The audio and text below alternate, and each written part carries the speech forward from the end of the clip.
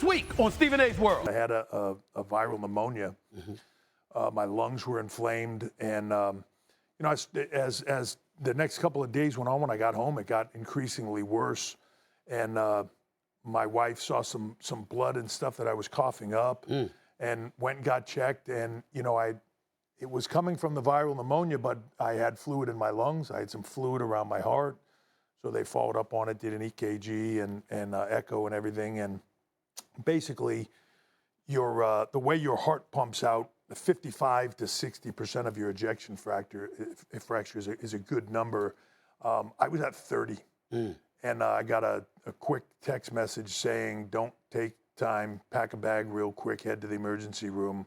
I'll fill you in on the way." So by the time I got to the emergency room, my ejection fracture had gone down to 22, which I was in heart failure. Wow, bad. By the next morning, as they figured that out that evening, by the next morning, as they were sending me in to get an MRI done and about to go in for a heart cath, my ejection fracture was down to 12.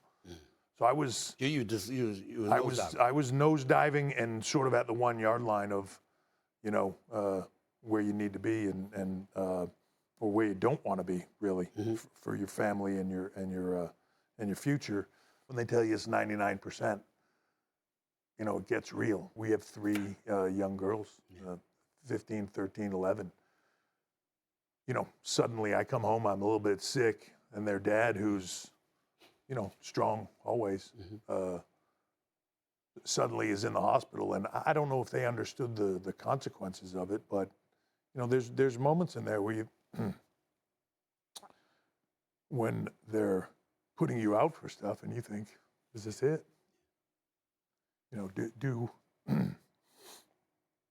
Do you wake up for this? That's tough to swallow, and makes you think differently. I'm sure as you've come out of your COVID scare, makes you think differently about life. Doesn't make you any less driven for the things that you do, but it certainly makes you appreciate the things that you have more, your friends, your family. As great of an executive as you are, you're also a great champion. What does the future hold for Triple H right now? That's what people want to know. Yeah. What do you say to them when asked that question? Well, for me, as far as in-ring, which I get a lot, I'm done. You'll never fight.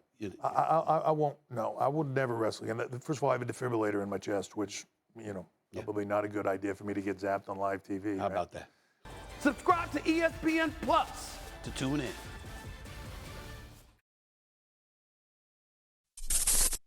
Thanks for watching ESPN on YouTube. For live streaming, sports, and premium content, subscribe to ESPN Plus.